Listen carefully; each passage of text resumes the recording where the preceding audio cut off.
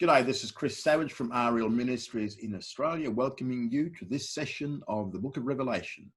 I pray that it will be of blessing to you and it will benefit you as we study this great book tonight. We're up to chapter 11, verse 3 to verse 19.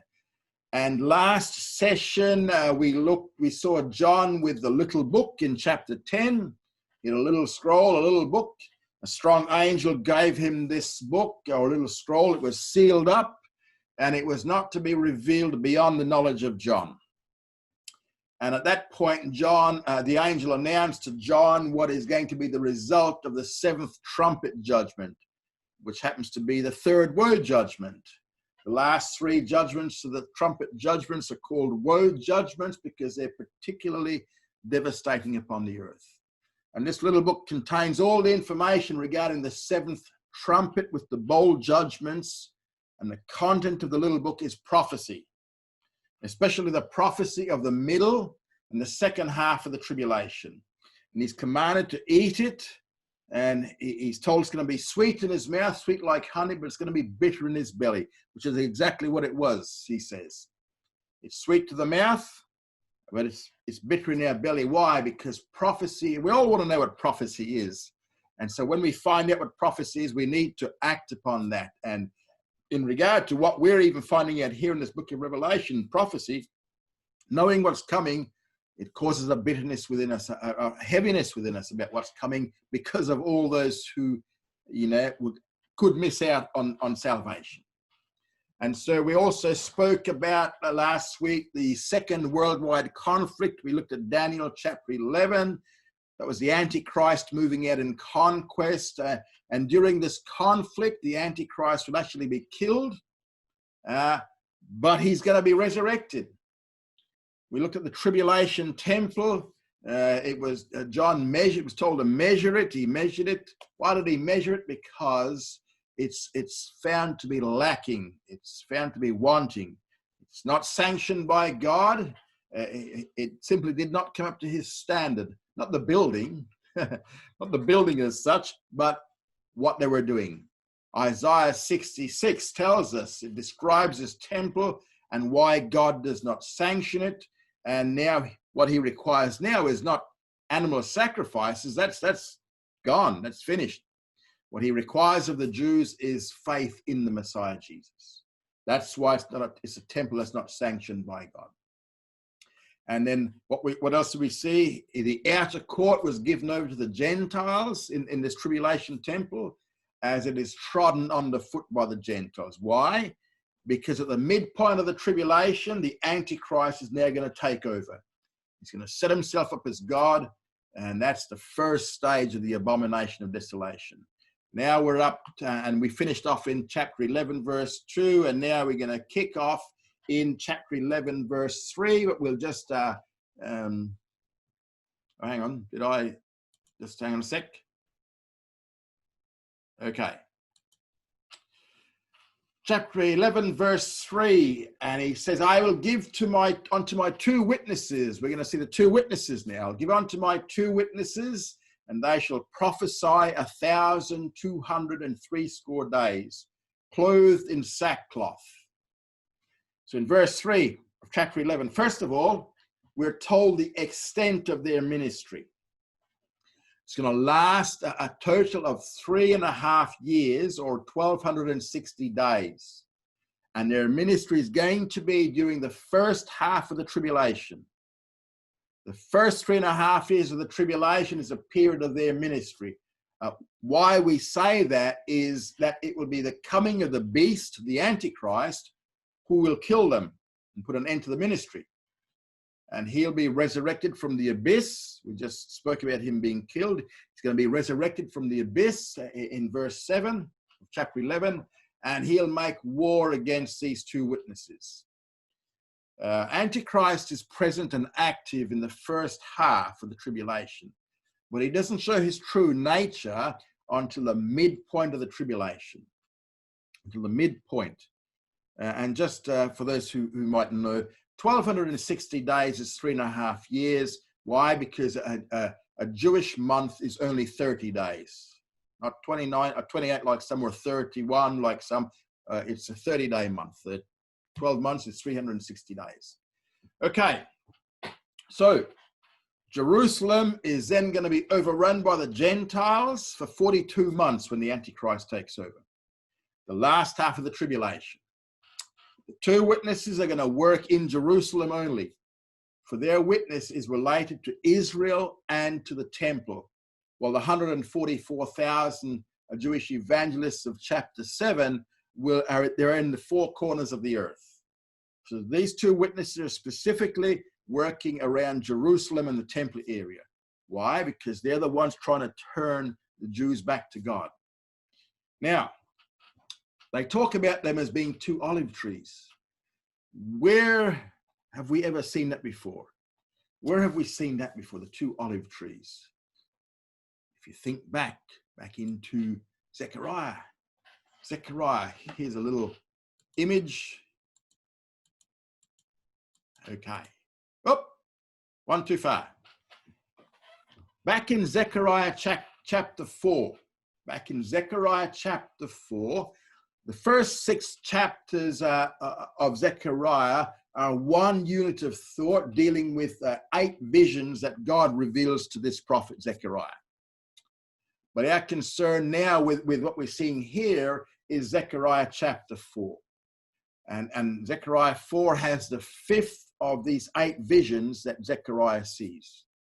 And because it's going to be relevant, we need to look at it because it's going to be relevant to what happens in Revelation chapter 11. Zechariah chapter 4, verses 1 to 5. And the angel that talked with me came again and waked me as a man that is wakened out of his sleep. He said unto me, What seest thou? And I said, I have seen, and behold, a candlestick all of gold, with its bowl upon the top of it, and its 7 lamps thereon. There are 7 pipes to each of the lamps, which are upon the top thereof, and 2 olive trees by it, one upon the right side of the bowl, the other upon the left side thereof. And I answered and spake to the angel that talked with me, saying, What are these, my Lord? Then the angel that talked with me and answered and said unto me, Knowest now thou not what these are? And I said, No, my Lord. So this is the angel talking to Zechariah. And in this vision, Zechariah sees a 7-branched candelabra. And it's known in Hebrew as a menorah, a lampstand that has one central stand with 3 semicircles giving 7 lights across. So we have a total of 7 lights on this lampstand. And this is a picture of Israel. And the menorah has always been Israel's symbol and still serves as a symbol of the state of Israel today. Now, on each side of this candelabra, on each side of this menorah, are 2 olive trees. And over the top of the candelabra is a bowl containing oil. Now, from the 2 olive trees on each side of this candelabra, there are pipes or spouts, pipes of some kind that empty oil into the bowl. And from this bowl, we now see 49 other pipes or spouts, 7 of them to each single lamp. So you have the candelabra, you have a bowl on top. The bowl on top is collecting oil from the 2 olive trees, and that bowl on top is distributing the oil to all 7 lights of the candelabra. So we have a total of 49 pipes, 7 pipes to each lamp that are providing the candelabra with oil. We have 2 olive trees, 1 on each side. They're the source of the olive oil to begin with. And then you go from the olive oil tree into the bowl, from the bowl to the 49 pipes, from the 49 pipes to the 7 lights of the candelabra. Now, what's the one common element that runs through the whole thing? It's oil. There is oil in the tree pipes, oil in the bowl, oil in the 49 pipes, and oil in the 7 lamps. So what's this a picture of? Zechariah is seeing a picture of Israel in the kingdom, bringing the light to the Gentiles, which was one part of her calling. Israel was called to be a light to the Gentiles. So that's the two olive trees we're looking at here.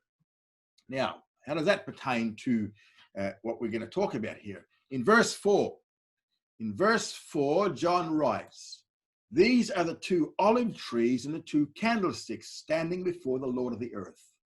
So the identity of these two witnesses are the two olive trees and the two candlesticks. And this is here what we're seeing here. This is in fulfillment of Zechariah 4:11-14.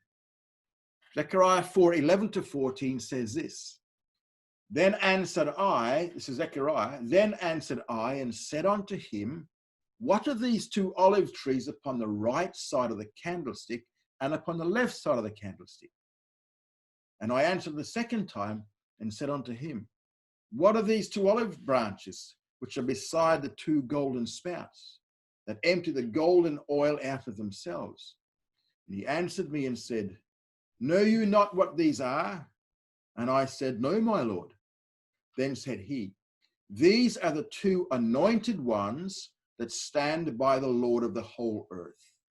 So, the meaning of the two olive trees, one on each side of the menorah or candelabra, representing the regenerated Israel, are the two Messiahed ones or the two anointed ones. In Zechariah's day, those two anointed men were Zerubbabel, the governor. He was the governor of the restored community. This was after they went back from the 70 years of captivity. Zerubbabel was the governor, and the other man was Joshua. And Joshua was the high priest. And both of these men were filled with the Holy Spirit, and he flowed out through them to the community of Israel and caused it to be the lampstand of truth to the pagan world around them. So Zerubbabel and Joshua were these two men of that day, of Zechariah's day, who had the Spirit and were causing this to flow out around to Israel. Now, these two men helped to reestablish Israel and Palestine and to rebuild the temple. It was a discouraging task because the Gentiles made it very difficult.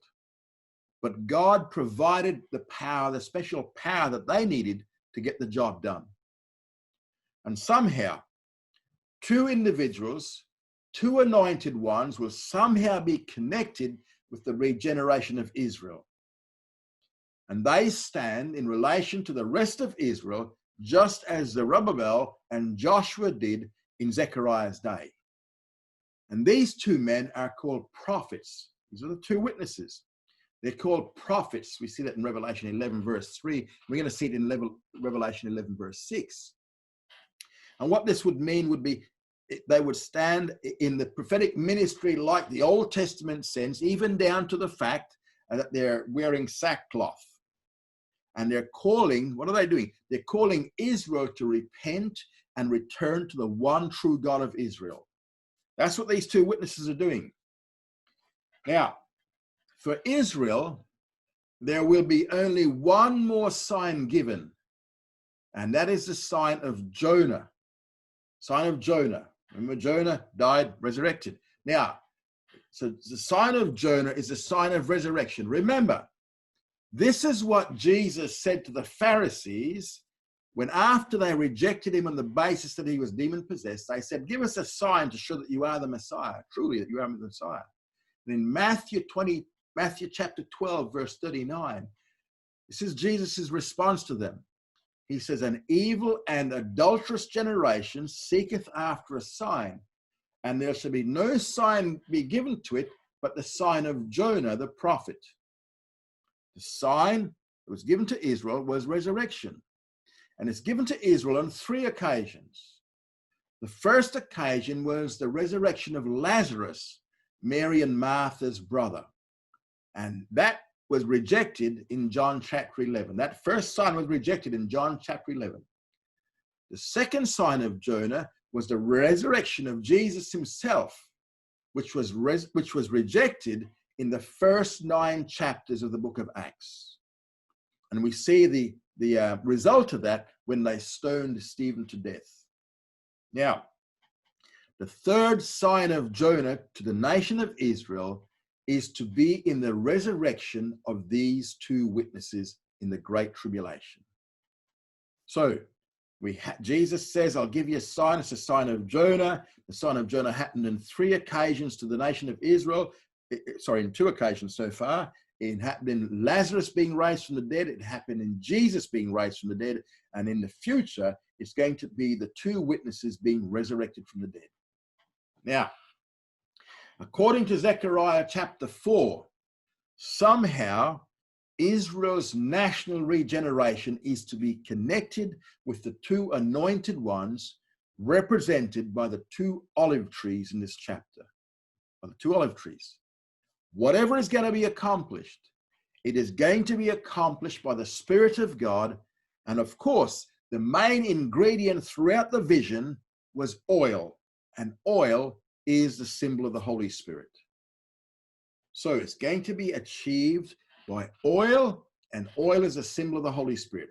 Now, lots of people have said, who are these 2 witnesses? Lots of speculation. Many prophetic teachers try to identify them with 2 men who have lived in the past. One is always said to be Elijah, while the other is said to be either Moses or Enoch. And those who claim them to be Enoch and Elijah base it on the fact that these 2 men have never died. And so they will return to die in the tribulation. That's one theory.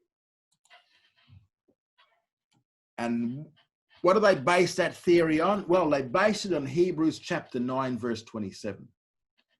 They say in Hebrews chapter 9, verse 27, it says, it is appointed unto men once to die. But we know from scripture that this is a general principle and not an absolute rule. Why? Because, even though it says once, some people have died twice. For instance, Lazarus died twice. He was raised from the dead and he died later.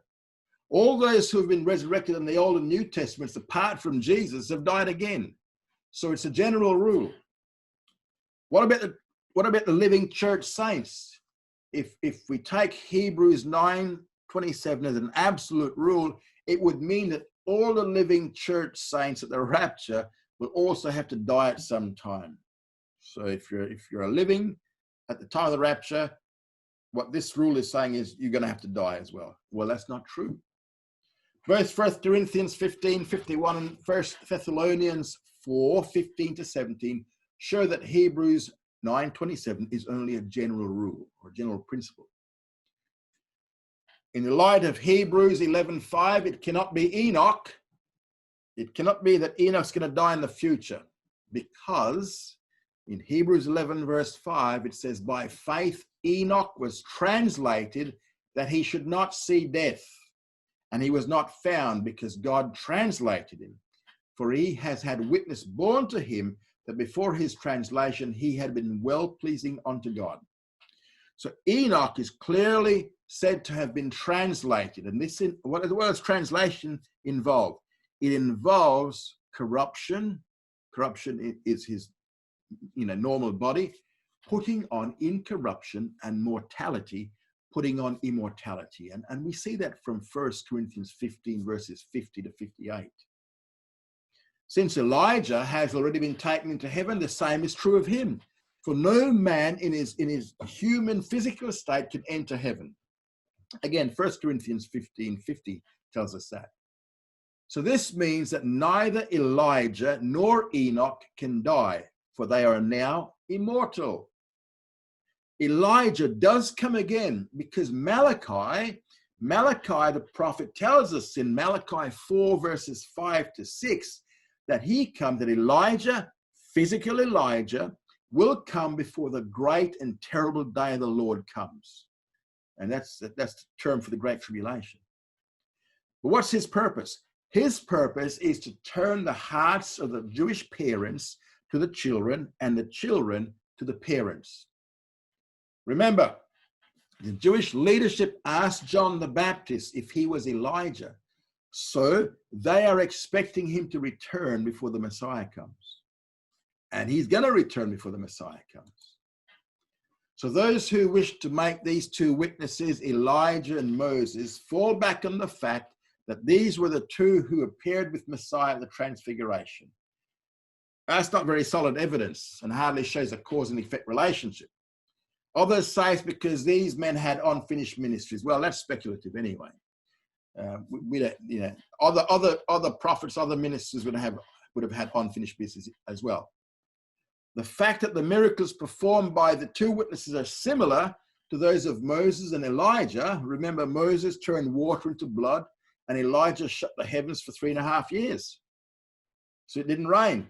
So that's hardly sufficient evidence for God can use anybody to perform those miracles. So what do we need to do with these two witnesses? We need to take them simply as two Jewish prophets whom God will raise up during the tribulation itself. They're purely some people in the future, two men in the future. They're not two men from the past. And the scriptures clearly teach that Elijah is to return before the tribulation and will conduct a ministry during the tribulation. But there's no scriptural basis to make Elijah one of the two witnesses. Two witnesses will simply be two Jewish men living in that time who God will elevate to the office of prophet, and he's given them the ability for miraculous powers. We don't know who they are. We'll find out in the tribulation. Now, there's going to be 3 obstacles to Antichrist's ascendancy to a position of this extraordinary power at the midpoint of the tribulation, because that's where we're heading. There has to be, there are 3 things which hinder him. First of all is the temple and its worship. The temple and its worship. Secondly, the 2 witnesses. And third, the ecumenical church, which we're going to get to when we get to chapter 17 of this book. All of these will be destroyed at the middle of the tribulation, clearing the way for the Antichrist to extend his plan to be the worldwide ruler. Okay, that's a little bit of background stuff. Back to verse 4. Back to verse 4, which says, they are the anointed ones, these 2 witnesses, they are the anointed ones, just as Zechariah 4:14 stated. In Revelation 11, verses 5 to 6, verse 5, and if any man desireth to hurt them, fire proceeds out of their mouth and devours their enemies. And if any man shall desire to hurt them, in this manner must he be killed. Verse 6, these have the power, these 2 witnesses have the power to shut the heaven that it rain not during the days of their prophecy. And they have power over the waters to turn them into blood, and to smite the earth with every plague, as often as they shall desire. So we're given their power and authority, and 4 things are mentioned. They're able to kill men by fire, and those who desire to kill these men during the course of the tribulation, during the course of their ministry, in the first half of the tribulation, will be killed by fire out of their mouths. Second, they have the power to cause drought so that no rain falls upon the earth. Third, they have the power to turn water into blood. Fourth, they have the power to send all kinds of plagues upon all the inhabitants of the earth. So these 3 guys are pretty powerful. And these 3 guys, they torment the earth. Now, whilst for a period of 3.5 years, it's impossible to kill them, they will be, in actual fact, they will be invincible until their work is done. But in the midpoint of the tribulation, in the midpoint of the tribulation, when their period of ministry comes to an end, something happens. God will permit them to be killed by the Antichrist. We see that in verses 7 to 10. Revelation 11, verse 7. And when they shall have finished their testimony, the beast that cometh up out of the abyss shall make war with them and overcome them and kill them. So, in the middle of the tribulation, in the midpoint of the tribulation, this is in after the first 3.5 years, the beast or the Antichrist that has just arisen out of the abyss. We'll deal with that later. He comes out of the abyss. He kills the two witnesses. And at this point, remember, he's out to take over both the political and religious control of the world. And this chapter emphasizes the takeover of religious control. And now he must destroy all religious opposition to his world domination. And at this point, first up, he kills the two witnesses.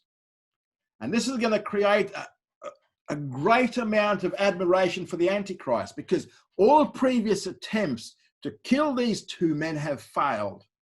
And now he has the power over them in order to kill them. Verse 8. And their dead bodies lie in the street of the great city, which spiritually is called Sodom and Egypt, where also their Lord was crucified. And from among the peoples and tribes and tongues and nations do men look upon their dead bodies 3 days and a half, and suffer not their dead bodies to be laid in a tomb. So, in order to let the whole world know, in verses 8 to 9, we're told that the bodies are displayed for all to see. And it clearly says that the whole world is able to view the dead bodies lying in the streets of Jerusalem. In John's day, that would have been an impossibility. It would have seemed an impossibility. How's the whole world going to see this? But hey, today we have TV, we have internet. You can see everything going on everywhere in the world today. And so they can transmit the scene to people around the world. And the news analysts will be talking about it on the TV, providing they still have power. Whatever it is, it'll be all around the world. We see here that Jerusalem is called a great city, verse 8. From a human viewpoint, this is a very true statement. Jerusalem is a great city. Jerusalem is the belly button of the world. But now God looks at men and looks at nations from a spiritual viewpoint. And to him, Jerusalem will be considered as Sodom. Why? Because of increased immorality. And as rebellious and proud as Egypt, who has been known throughout the centuries for her witchcraft, occult, and magic. That's why God calls them Sodom and Egypt, because they're lacking in their spiritual area. Verse 10. And they that dwell on the earth rejoice over them and make merry. And they shall send gifts one to another, because these two prophets tormented them that dwell on the earth. So in verse 10, what we're seeing here is the whole world is rejoicing. Finally, we've got rid of these two men. Why? Because these two prophets, these two witnesses tormented them that dwell on the earth. So they have a perverted Christmas party in which they send gifts one to another because they're so happy over the death of these two witnesses. And in fact, this is the only time any joy is mentioned for the inhabitants of the earth during the tribulation. They are just ecstatic at this time. Things are on the turnaround for them, so they think. However, the great amount of party making and rejoicing comes to a very sudden end. Just as all men are able to see the dead bodies in Jerusalem, they're also able to see the next event in verse 11. It would seem by this rejoicing that the power of the two witnesses will not be limited to Jerusalem, because everybody around the world is rejoicing. So obviously, even though they were primarily in Jerusalem and witnessing in Jerusalem and around the temple area, they affected the entire world somehow. But we're going to see what they did was they tormented the entire world. And in Revelation 11, verse 11, here they are lying in the street. You know, the news cameras are watching them, waiting for them to rot away. But after 3.5 days, after 3 days and a half, the breath of life from God entered into them, and they stood upon their feet, and great fear fell upon them that beheld them. And they heard a great voice from heaven saying unto them, Come up hither. And they went up into heaven in the cloud, and their enemies beheld them. Merriment is going on, joy is going on, and all of a sudden, after 3.5 days in the streets of Jerusalem, the bodies are suddenly resurrected. And after they're restored to life, the tables are turned, and the people who have made merry and laughed and joked about them will now be terrified. And in the sight of all, the two bodies are now taken up in the Shekinah glory cloud, and the men ascend into heaven where they meet the Lord up there. So their restoration to life and miraculous translation to heaven will now strike fear into those who see it. Perhaps for a brief moment they will realize that there's a power greater than that of the beast or the Antichrist. It's not difficult to imagine the scene. A crowd will be standing around or filing past the decaying bodies lying in the street. Undoubtedly, if we have TV coverage, they'll be filming the coverage like they do with any event today. It just goes on and on and on. There'll be a great deal of radio and television coverage. And suddenly, they're going to stand up. And a voice, not the TV announcer's voice, is going to be heard from heaven. The two witnesses will be brought back to life and disappear out of sight in the cloud of glory.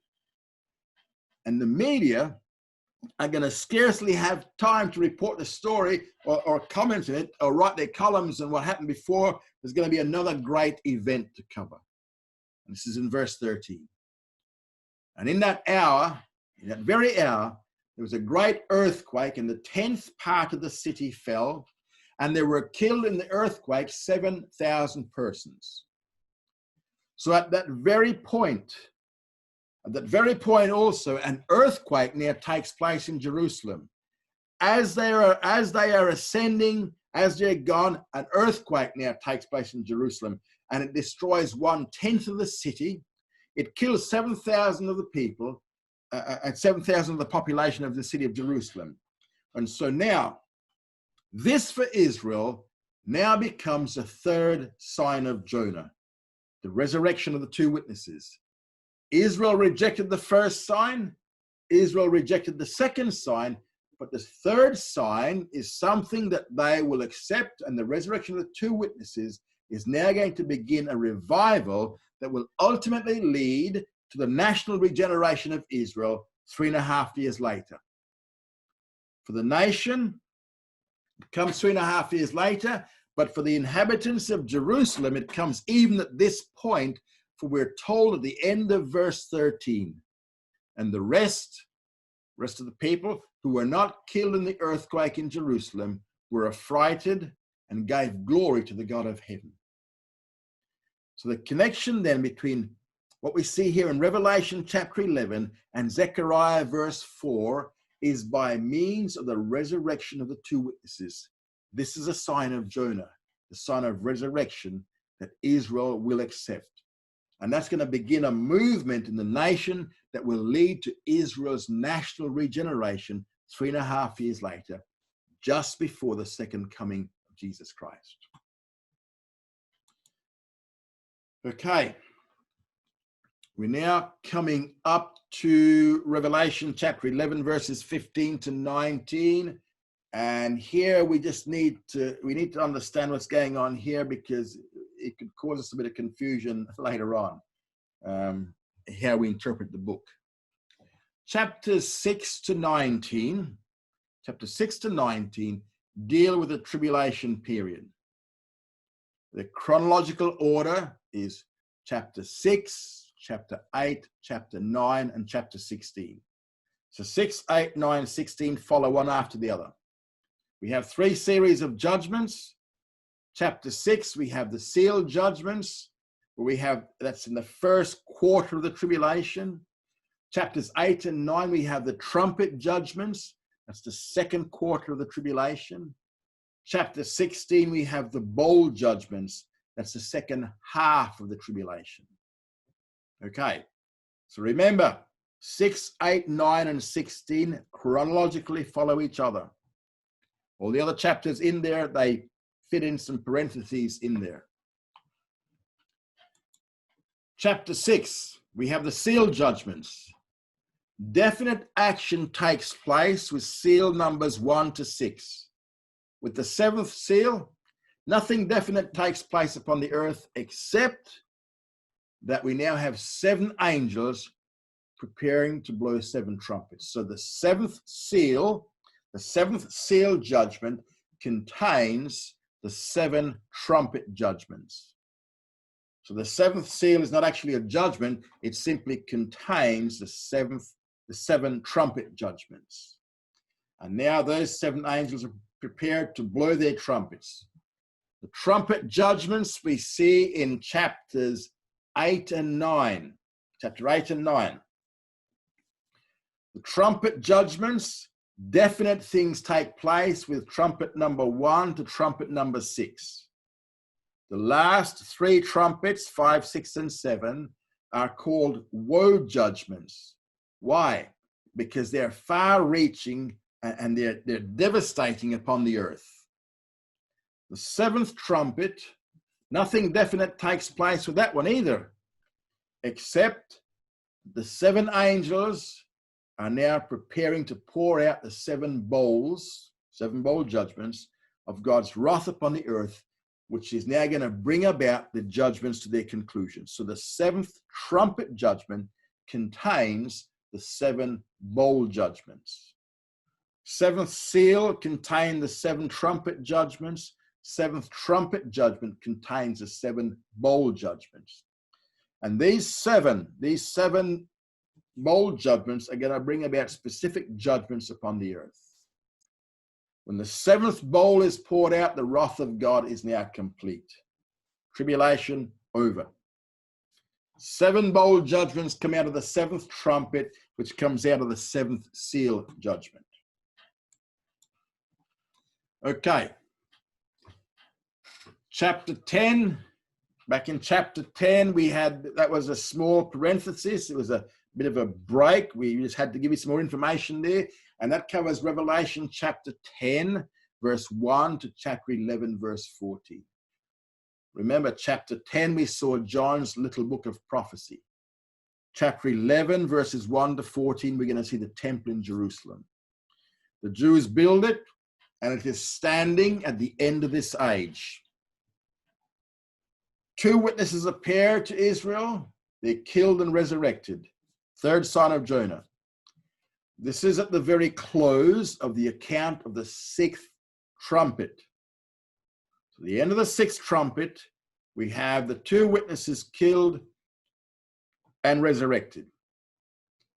Chapter 11, verse 15, we now have the 7th trumpet, and this chronologically follows Revelation chapter 9, verse 21, the 6th trumpet. So, chapter 11, verse 15 chronologically follows on from chapter 9, verse 21. Chapter 9, verse 21 was the 6th trumpet, the 2nd woe judgment. And the rest of mankind who were not killed with these plagues, this is back in chapter 9, 21. The rest of mankind, chapter 20, verse 20. And the rest of mankind who were not killed with these plagues repented not of the works of their hands, that they should not worship demons and the idols of gold and of silver and of brass and of stone and of wood, which can neither see nor hear nor walk. Verse 21. And they repented not of their murders, nor of their sorceries, nor of their fornication, nor of their thefts. So this now is the 7th angel's trumpet. This is not the trumpet of God that sounds at the rapture, right? This is not the trumpet, the last trump that Paul writes about in 1 Thessalonians 4:16. That's not what he's talking about here. Now, with the sounding of the 7th trumpet comes an announcement of the imminent rule of Jesus Christ over this world. Now, some additional events have to come to pass before all of this is realized. But the end is so near. The end is so near now in this chapter that the announcement can be made. And this is going to bring to fulfillment many of the Old Testament prophecies. For instance, like Psalm 2, verses 2, verses 1 to 6, Isaiah chapter 9, 6 to 7, and in Daniel, back in Daniel chapter 2, verse 44, remember back there, it says, and in the days of those kings shall the God of heaven set up a kingdom which shall never be destroyed, nor shall the sovereignty thereof be left to another, but it shall break in pieces and consume all these kingdoms, and it shall stand forever. That was the stone that smote the image on its feet. And that's the Messianic kingdom. Now, with that, John says in verse 14, he says, the second woe is past. So we just carried on from chapter 9, verse 21. The second woe is past. Behold, the third woe cometh quickly. And the third woe is going to be the seventh trumpet, which is going to be the worst of them all. Worst of the trumpets, that is. And it's with Revelation chapter 11, verses 15 to 19, that we now come to the seventh and last trumpet. When the seventh trumpet sounds, an announcement is made. And we see in verse 15, and the seventh angel sounded, he blew his trumpet, and there followed great voices in heaven, and they said, the kingdom of the Lord, the kingdom of the world is become the kingdom of our Lord and of his Christ, and he shall reign forever and ever. So the announcement that is made here happens to be the result of the bowl judgments according to chapters 15 and 16. So this angel sounds his trumpet, the bowl judgments are now going to come to pass, and what we're seeing here is the evidence of the end of the bowl judgments. The results that we see in verses 15 to 18 of chapter 11 are the same results we're going to read about of the bowl judgments of the second half of the tribulation. And that's why we view the seventh trumpet as containing the seven bowl judgments, just as the seventh seal contained the seven trumpet judgments. There's lots of sevens going on, isn't there? Okay. As a result of verse 15, notice what they say. They say the kingdom of the world is become the kingdom of our Lord and of his Christ. Notice that the word kingdom is not plural, it is singular. It is not the kingdoms of the world, but it is a singular kingdom of the world. Because remember, at the time of pouring out of the bowl judgments during the second half of the tribulation, the Antichrist is the one world ruler. So it is only one kingdom, and he is the top dog at that time. He has set up a one world government kingdom, a one world kingdom, which is his own, but now as a result of the seventh trumpet, which contains the seven bowl judgments, this singular one world kingdom of the Antichrist will now be turned over to the real Son, the true Messiah, Christ himself. Because the sixth and seventh bowl judgments contain the campaign of Armageddon and the second coming of Jesus. So that's why they're looking ahead here, and I can see the outworking of what's going to happen. Now, worship is then given in verses 16 to 18, and it lists several things that are to occur as a result of the bowl judgments contained in the seventh trumpet. Verse 16, and the 24 elders who sit before God on their thrones fell upon their faces and worshipped God, saying, we give thee thanks, O Lord God, the Almighty, who art and who wast, because thou hast taken thy great power and didst reign. So what we see here is that heaven is rejoicing. Their song of praise demonstrates that the time has come. Finally, the time is here. The fulfillment is coming. God is now judging the nations. And this hymn anticipates the second coming of Christ and the establishment of the kingdom. But it's a different story with the nations in verse 18. And the nations were wroth, and thy wrath came, and the time of the dead to be judged, and the time to give their reward to thy servants and the prophets and the saints, and to them that fear thy name, the small and the great, and to destroy them that destroy the earth. The nations are full of wrath, and we shall see this wrath when we come to chapter 16, when we come to the sixth of the 7 bowl judgments. This is a bit of a summary statement of things to come, what we're seeing here. Now, why are the nations going to be angry? Because they want to have it their own way. They do not want Christ ruling. If we look at Psalm chapter 2, verses 1 to 3. Why do the nations rage and the peoples meditate a vain thing? The kings of the earth set themselves and the rulers take counsel together against the Lord and against his anointed. That's Christ. Saying, let us break their bonds asunder and cast away their cords from us. This is Psalm chapter 2, verses 1 to 3. The nations of the earth at that time, they want to worship and serve the creature instead of the creator. They don't want God. They don't want Christ ruling on the earth. Yet in spite of the wrath of the nations, God's wrath will be poured out upon these nations and judgment will come and God will destroy them that destroy the earth. Verse 19. And there was opened the temple of God that is in heaven, and there was seen in his temple the ark of his covenant, and there followed lightnings and voices and thunders and an earthquake and great hail. We'll have a better understanding of what verse 19 is talking about when we get to Revelation chapter 15, verse 5. We'll see there it serves as a prelude to that last series of judgments. So chapter 11 is concerned with certain events of the middle of the tribulation. So far, we've seen the abomination of desolation. We've seen the 2 witnesses who have been witnessing and prophesying for 3.5 years, been killed and now resurrected. Okay. Now, what's it going to look like, Israel in tribulation? This is going to be chapter 12, verses 1 to 17. In chapter 12, we come to another event, and that is in relationship to Israel during the tribulation. Before chapter 12, back in Matthew chapter 24, verses 15 to 28, the 2 chapters of Revelation, chapters 12 and 13, introduce us to some 7 key persons involved in the outcoming of the Great Tribulation period. 7 key persons we see here.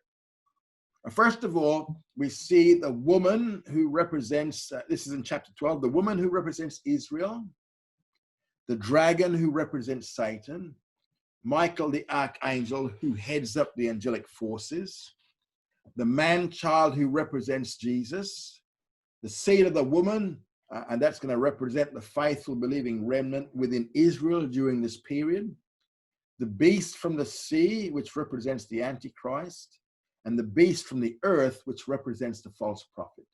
So these are going to be the 7 key characters introduced to us in chapters 12 and 13. Back in Matthew chapter 24, verses 15 to 18. These verses are relevant to us because it shows us what happens to Israel during the Great Tribulation. And here we go. When therefore you see, this is Matthew 24, verses 15, 28. When therefore you see the abomination of desolation, which was spoken of through Daniel the prophet, standing in the holy place, let him that readeth understand, then let them that are in Judea flee unto the mountains. Let him that is on the housetop not go down to take it the things that are in his house. And let him that is in the field not return back to take his cloak. But woe unto them that are with child and to them that give suck in those days.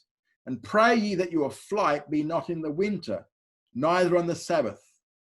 For then shall be great tribulation, such as has not been from the beginning of the world until now. No, nor ever shall be. And except those days had been shortened, no flesh would have been saved. But for the elect's sake, those days shall be shortened. And if any man shall say unto you, Lo, here is the Christ, or here, believe it not. For there shall arise false Christ and false prophets, and shall show great signs and wonders, so as to lead astray, if possible, even the elect. Behold, I have told you beforehand. If therefore they shall say unto you, behold, he's in the wilderness, go not forth. Behold, he's in the inner chambers, believe it not. For as the lightning comes forth from the east and is seen even unto the west, so shall be the coming of the Son of Man. Wheresoever the carcass is, there will the eagles be gathered together.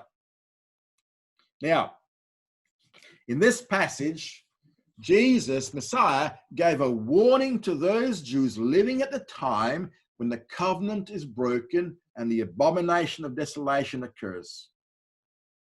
Remember, Antichrist signs a 7-year covenant with the Jewish leadership of that day. So, it's a 7-year covenant. And this is written to Jews, warning them that at the time when the covenant is broken and the abomination of desolation occurs, they are warned that as soon as they hear of that events happening, they are to get out of Israel and do so as quickly as they can. If they happen to be on the rooftop for some reason, they're not even to spend a few minutes to going into their house. They've got to get off their roof and run. From the moment their foot touches the ground, they are to get out of Israel. If they happen to be out in the field plowing when they hear about it, they're not to take the time to go back to their homes and get their cloak. What they're supposed to do is get out, get running. And they run from that field to get out of Israel. So what we see here is the emphasis here is on speedy flight, because the moment he sets himself up in the middle of the tribulation, the Antichrist, who's now been empowered by Satan, will begin on a strategy to destroy every Jewish person. And the program will be a program of Jewish destruction. And the sign to Israel that the final attempt to destroy the Jews has begun will be the abomination of desolation. So they're told to flee, and they're told to flee to the mountains, and that is one clue that we have as to where they're going to be hiding.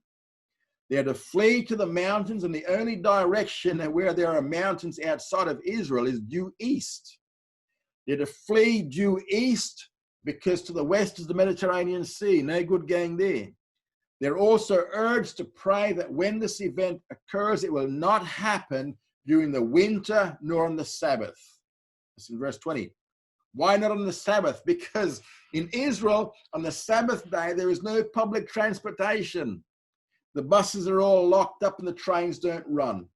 Unless an Israeli has his own automobile, he will find escape very difficult because of the lack of public transportation. An example of this was back in the Yom Kippur War of 1973. The Arabs attacked on a holy day when public transportation was non-existent. And this made it especially difficult for the Israelis to mobilize their forces and get them to the front lines. So prayer is urged that it will not happen on the Sabbath. Prayer is also urged that when this event occurs, it ought not to happen during winter. Why not winter? Well, it hardly ever rains. It doesn't snow in Israel. It hardly ever snows in Israel. And the reason for this prayer is that the Jews will be escaping toward the mountains in the east. And most of the escape routes will force them to use wadis, which are dry waterbeds that only fill up with flash floods when it rains during the winter months. Israel receives no rain between April and October. And from October through the winter months up until April, Israel receives all its rain for the year. And when it does rain, many of these wadis become filled instantly and are very dangerous to cross. And frequently in Israel, people drown because they're caught in these dry riverbeds during a flash flood. If the abomination of desolation occurs during the winter months, it will make the escape toward the east much more difficult. So prayer is urged that it will not happen in winter. And the reason for their flight is because at this point, worldwide anti-Semitism breaks out. And the worldwide persecution of the Jews begins and will now continue for the next 3.5 years. We'll see that in verse 21 and 22. We'll see that in verse 21 and 22 here. Verse 23 and 28 of Matthew 24 are a special message directed to the believing remnant within Israel. It's warning them not to heed any rumor that the Messiah has returned and so come out of hiding. When the Messiah does return, everybody will be able to see him and it will be known by everybody. And while all Jews are persecuted, a special emphasis of deception is aimed against the believing remnant. Why? Because the believing remnant are a particular threat to the Antichrist. Okay, we're going to leave it there today. Any questions or or comments, you can get on to us through those things on the website, on the screen there.